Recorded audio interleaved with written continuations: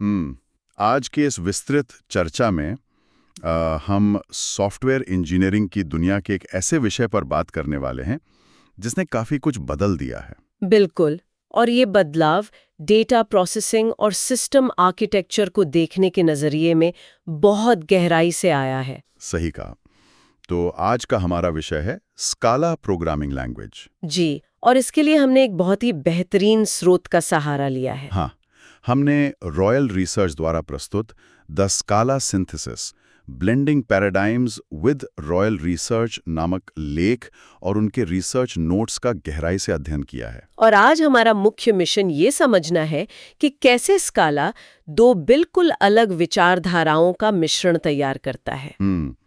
मेरा मतलब है ऑब्जेक्ट ओरिएंटेड प्रोग्रामिंग यानी ओओपी और फंक्शनल प्रोग्रामिंग जिसे हम एफपी कहते हैं। इन दोनों का जो संगम स्काला में देखने को मिलता है वो वाकई दिलचस्प है। और हम ये भी समझेंगे कि क्यों ये तकनीक आज के समय में बड़े डेटा यानी बिग डेटा और स्केलेबल सिस्टम्स के लिए इतनी ज़रूरी बन गई है। मैं कहूंगी कि ये केवल एक कोडिंग भाषा की बात नहीं है, ये जानकारी को प्रोसेस करने के एक बिल्कुल नए नजरिए की बात है। एकदम सही। चलिए इसे थोड़ा विस्तार से समझते हैं। अगर हम स्काला की पृष्ठभूमि पर जाएं तो इसे 2003 में मार्टिन ऑर्डर्सकी ने बनाया था। जी, और उन्होंने इसे डिजाइन करते वक्त एक बहुत ही स्मार्ट फैसला लिया। हाँ, उन्होंने इसे जावा वर्चुअल मशीन यानी जेवीएम पर काम करने के लिए बनाया। यहाँ सबसे आकर्षक बात यह है कि ये मौजूदा इकोसिस्टम से कटकर काम नहीं करता। मतलब जो डेवलपर्स पहले से जावा पर काम कर रहे थे उन्हें अपना सब कुछ छोड़कर एक नई दुनिया में नहीं जाना पड़ा। बिल्कुल। स्रोत के अनुसार स्काला पूरी तरह से जावा के साथ मिलकर काम कर सकता है। इसे हम इंटरऑपरेबिलिटी कहते हैं। हाँ, जावा की लाइब्रेरी और फ्रेमवर्क का इस्तेमाल स्काला में बहुत आसानी से किया जा सकता है। और एक और बात जो मार्टिन ऑर्डर्सकी ने बहुत अच्छे से समझी वो थी टाइपिंग का तरीका। मतलब स्टैटिकली टाइप्ड होने के बावजूद इसमें जो फ्लेक्सिबिलिटी है। हाँ, स्काला एक स्टैटिकली टाइप्ड भाषा है जिससे टाइप सेफ्टी मिलती है, लेकिन साथ ही इसमें टाइप इन्फ्रेंस नाम का एक बहुत ही पावरफुल फीचर है। Type inference. तो इसका मतलब है कि कोड लिखते समय डेवलपर्स को बार बार ये बताने की जरूरत नहीं पड़ती कि कौन सा वेरिएबल किस टाइप का है। सही कहा। कंपाइलर इतना स्मार्ट होता है कि वो खुद समझ जाता है। इससे कोड काफी छोटा और साफ रहता है। और जावा डेवलपर्स जो लंबी लंबी डिक्लेरेशन से थक चुके थे उनके लिए तो ये एक बड़ी राहत थी। बिल्कुल। अब अगर हम इसके ऑब्जेक्ट ओरिएंटेड आधार की बात करें तो यहाँ बात सच में बहुत दिलचस्प हो जाती है। हाँ, स्काला में ऑब्जेक्ट ओरिएंटेड क्षमताएं जावा या सी प्लस प्लस की तरह ही बहुत मजबूत हैं। बल्कि मैं मानती हूँ कि ये उनसे एक कदम आगे ही है। स्काला में हर एक चीज एक ऑब्जेक्ट है। स्रोत में इसे समझाने के लिए एक बहुत ही सीधा सा उदाहरण दिया गया है, क्लास और ऑब्जेक्ट्स कैसे ब्लूप्रिंट का काम करते हैं। जी, एक पर्सन क्लास का उदाहरण। हाँ, जिसमें नेम और एज फील्ड्स हैं और एक ग्रीट मेथड है जो उस व्यक्ति का परिचय देता है। ये सुनने में बहुत बेसिक लगता है, लेकिन स्काला का असली जादू इनहेरिटेंस और ट्रेट्स में छिपा है। ट्रेट्स, ये शब्द थोड़ा नया लग सकता है। क्या आप इसे थोड़ा आसान शब्दों में समझाएंगी? जरूर। ट्रेट्स को आप पुनः उपयोग किए जा सकने वाले मेथड्स और फील्ड्स का एक समूह मान सकते हैं। मतलब जावा के इंटरफेस की तरह लेकिन थोड़े और पावरफुल। एकदम सही।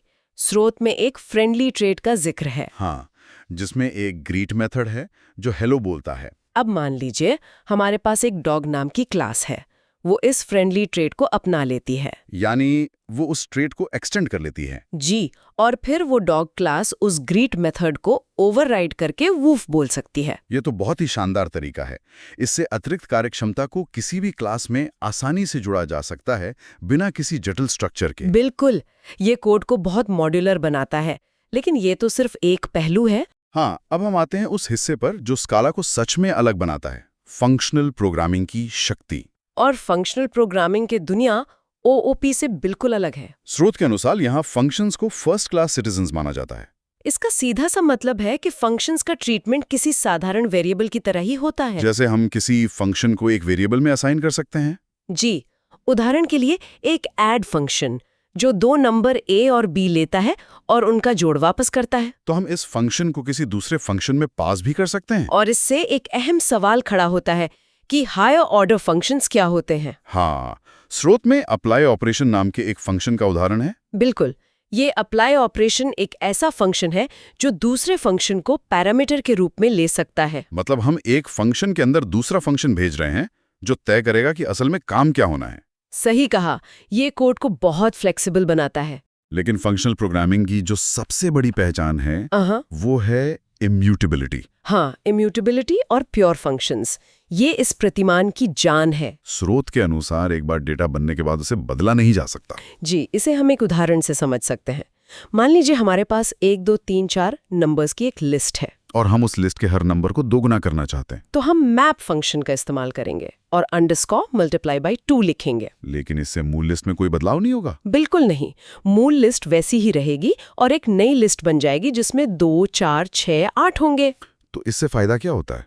मतलब अगर हम बार बार नई लिस्ट बना रहे हैं तो क्या ये भारी नहीं पड़ेगा? ये बहुत ही वाजिब सवाल है, लेकिन यही प्योर फंक्शंस की खूबी है। जब डेटा बदल ही नहीं रहा तो कोड बहुत सुरक्षित हो जाता है।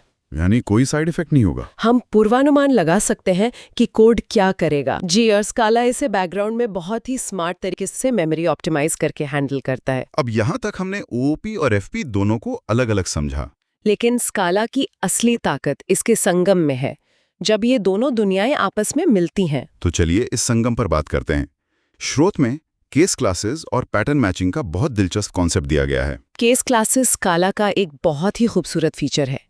ये मुख्य रूप से डेटा को होल्ड करने के लिए बनाए जाते हैं। हाँ, और स्रोत में पॉइंट XY का एक बहुत ही सटीक उदाहरण है। जी, जब हम पैटर्न मैचिंग का उपयोग करते हैं तो हम इस पॉइंट डेटा को बहुत आसानी से समझ और प्रोसेस कर सकते हैं। जैसे हम चेक कर सकते हैं कि क्या X की वैल्यू 1 है या Y की वैल्यू 2 है। और ये सिर्फ एक साधारण इफ एल्स या स्विच स्टेटमेंट से कई ज्यादा पावरफुल है। बिल्कुल, यह डेटा के अंदर जाकर उसके स्ट्रक्चर को मैच करता है। इसी संगम का एक और बेहतरीन उदाहरण है स्काला के कलेक्शंस और उसके बिल्ट इन मेथड्स। स्रोत स्पष्ट रूप से बताता है कि बाय डिफॉल्ट स्काला के कलेक्शंस इम्यूटेबल होते हैं। हाँ, और इस पर एक बहुत अच्छा उदाहरण दिया गया है फलों की एक लिस्ट का। एप्पल, बनाना, चेरी की लिस्ट। और इस लिस्ट को अपर केस में बदलने का प्रोसेस। तो हम उस लिस्ट पर एक मैप फंक्शन चलाते हैं जो हर फल के नाम को अपर केस मेथड के जरिए बड़े अक्षरों में बदल देता है। यहाँ ध्यान देने वाली बात यह है कि अपर केस एक ऑब्जेक्ट ओरिएंटेड मेथड है, लेकिन हम इसे एक फंक्शनल तरीके से मैप के अंदर इस्तेमाल कर रहे हैं। और इम्यूटेबिलिटी के कारण एक नई लिस्ट बन रही है। ये सच में दोनों दुनिया को एक परफेक्ट कॉम्बिनेशन है। बिल्कुल,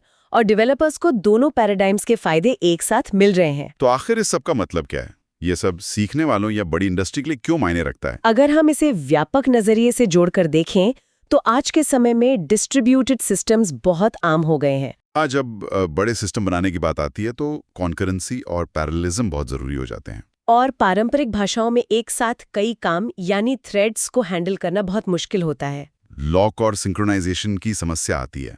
यहीं पर स्काला का अक्का फ्रेमवर्क काम आता है। स्रोत में अक्का फ्रेमवर्क और उसके एक्टर मॉडल की काफी विस्तार से चर्चा की गई है। ये एक्टर्स असल में बहुत ही हल्के और अलग-थलग कंप्यूटेशन यूनिट्स होते हैं। अलग-थलग से आपका मतलब है कि वे एक दूसरे का डेटा शेयर नहीं करते? बिल्कुल नहीं, वे एक दूसरे से सिर्फ मैसेज पासिंग के जरिए बात करते हैं। और क्योंकि हम जानते हैं कि स्काला में डेटा इम्यूटेबल है, तो ये मैसेजेस भी इम्यूटेबल होते हैं। सही कहा, इसलिए थ्रेड्स के आपस में टकराने या डेटा करप्ट होने का कोई डर नहीं रहता। ये डिस्ट्रीब्यूटेड सिस्टम्स के लिए सच में एक वरदान की तरह है। और जब हम बिग डेटा की बात करते हैं तो एक टूल का नाम सबसे ऊपर आता है, अपाचे स्पार्क। जी, अपाचे स्पार्क, जो कि बिग डेटा प्रोसेसिंग का सबसे लोकप्रिय टूल है। वो पूरी तरह से स्काला में ही लिखा गया है। स्रोत में बताया गया है कि स्पार्क विशाल डेटा सेट्स को प्रोसेस करने के लिए स्काला की फंक्शनल क्षमताओं का ही लाभ उठाता है। हाँ, इसमें एक छोटा सा कोड स्निपेट दिया गया है, filter _ greater than 5। सिर्फ इतना सा कोड, और ये बड़े बड़े क्लस्टर्स पर काम कर सकता है। बिल्कुल। स्काला के इसी संक्षिप्त और फंक्शनल स्वभाव के कारण स्पार्क टेराबाइट्स डेटा को बहुत आसानी से फिल्टर और प्रोसेस कर पाता है। मतलब जो काम करने के लिए पहले सैकड़ों लाइन का कोड लिखना पड़ता था, वो अब कुछ शब्दों में हो जाता है, और वो भी पूरी रिलायबिलिटी और परफॉर्मेंस के साथ। तो अगर हम इस पूरी चर्चा का निष्कर्ष निकालें, मैं कहूंगी कि रॉयल रिसर्च द्वारा दी गई इस जानकारी के आधार पर एक बात बिल्कुल साफ हो जाती है कि स्काला केवल एक प्रोग्रामिंग भाषा नहीं है। जी, ये आधुनिक सॉफ्टवेयर डेवलपमेंट में लचीलापन और शक्ति का एक बहुत ही अनूठा संतुलन है। बड़े एप्लीकेशंस और बिग डेटा को संभालने के लिए ये आज के समय का एक बेहतरीन और अनिवार्य टूल बन चुका है। और इसने इंडस्ट्री को ये सिखाया है कि हमें दो अलग विचारधाराओं में से किसी एक को चुनने की मजबूरी नहीं है। बिल्कुल। और इसी बात से मेरे दिमाग में एक विचार आ रहा है। जो स्रोत में सीधे तौर पर तो नहीं लिखा, लेकिन हमारी इस चर्चा से प्रेरित है। अच्छा, वो क्या विचार है? देखिए, हमने देखा कि तकनीकी दुनिया में स्काला जैसी भाषा ने दो बिल्कुल विपरीत विचारधाराओं को मिला दिया। जी, एक तरफ सख्त नियमों वाले ऑब्जेक्ट ओरिएंटेड ढांचे और दूसरी तरफ पूरी तरह से स्वतंत्र फंक्शनल प्रोग्रामिंग। हाँ, और इन दोनों को इतनी खूबसूरती से मिलाकर उसने बिग डेटा जैसी अत्यंत जटिल समस्याओं को सुलझा दिया, एक बहुत ही स्केलेबल समाधान देकर।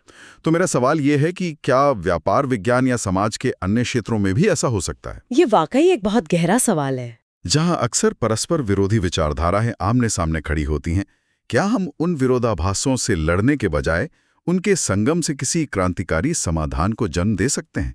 मैं मानती हूँ कि ये एक ऐसा सवाल है जिस पर हम सभी को जरूर विचार करना चाहिए।